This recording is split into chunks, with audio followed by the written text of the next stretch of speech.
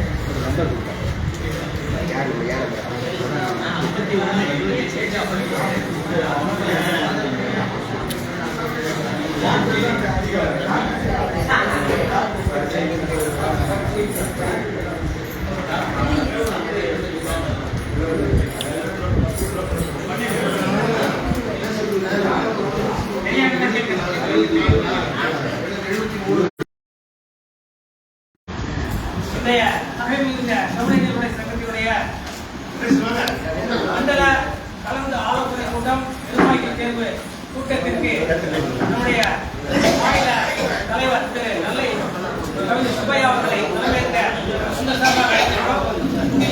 மாநில பொதுச் செயலாளர் திரு துரைமுருகன் அவர்களை அழைக்கின்றோம். மூலிகை கவிஞர் குலை அவர்களை மேடைக்கு அழைக்கின்றோம். திரு வேதரத்னம் அவர்களை மேடைக்கு அழைக்கின்றோம். தொடர்ந்து கூட்டணிகள் நடைபெறுவதால் அனைவரும் அமைதியாக அமர்ந்து கூட்ட நிகழ்வுகளுக்கு ஒத்துழைப்பு நல்கும்படி கேட்டுக்கொள்வோம். சிறப்பாக நாகூர் தமிழ் சங்கத்திற்கு வருகின்ற நம்முடைய ராகமரக்காரருடைய தலைமையில் அவருடைய ஒத்துழைப்போடு வந்திருக்கின்ற சிறப்பு நம்முடைய தமிழ் விருந்தினர்கள் எல்லாம் அன்போடு அழைக்கின்றோம்.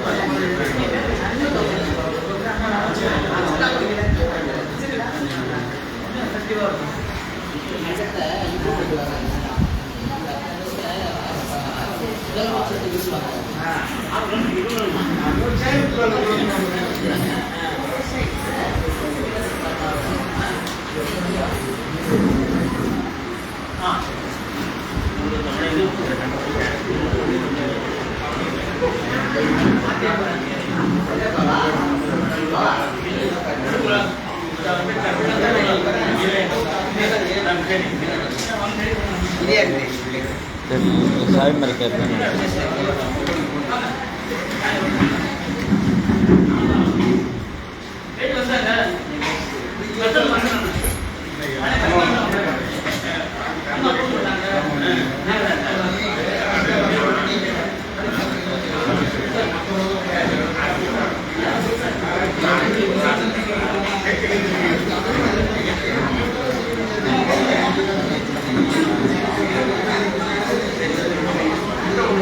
Yeah.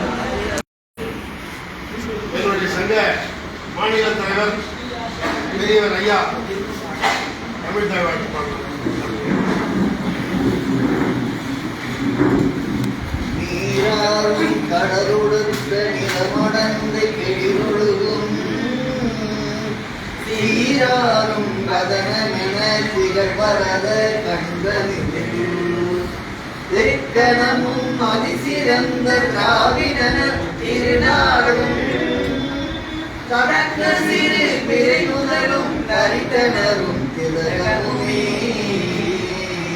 அத்திலக வாசனை போல் அனைத்துலகும் இன்பமுற எத்திசையும் புகழ் மணக்க இருந்த பெரும் தமிழனகே தமிழனகே உன் சீரிழமை திரும்பியந்து செயமறந்து வாழ்த்துதுமே வாழ்த்துதுமே வாழ்த்துதுமே.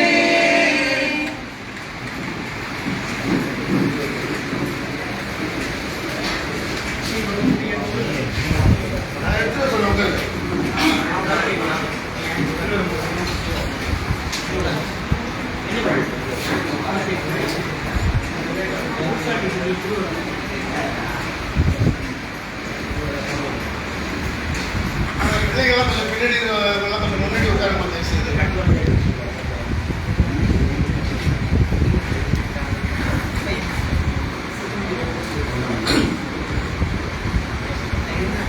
சான்றோர் பெருமக்களே, உங்கள் அனைவரையும் இந்த மாலை நேரத்தில் வணங்கி கொள்கிறேன்.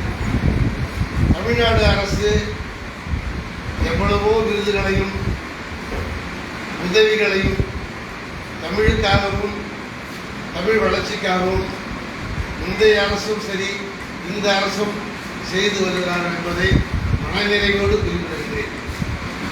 அந்த வகையில் அது எனக்கு நினைவு சரியாக நினைவில்லை, அதாவது நினைவில் தான் சொல்லலாம்.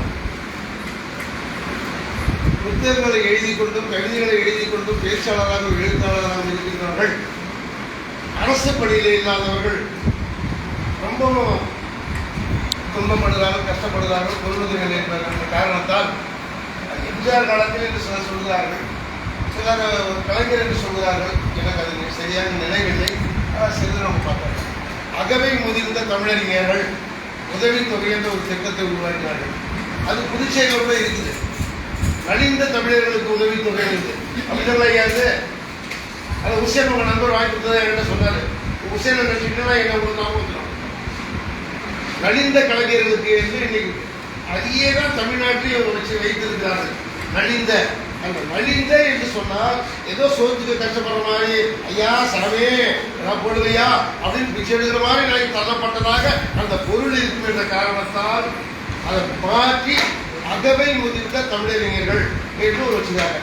இதுக்கு கூட நிறைய பேர் வைரேற்றி போறாங்க. என்னன்னு கேட்டீங்கன்னா, இதை வெளிப்படையா சொல்லக்கூடாது.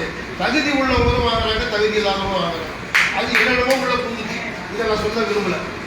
அவருக்கு பாய் உள்ளவங்க அப்ப எல்லாமே ஒரு கவிதையே எழுதி தெரியாது, ஏதோ 2 பேப்பரை கொடுத்து யாராவது எம்எல்ஏ கொடுத்து வாங்கிறாங்க.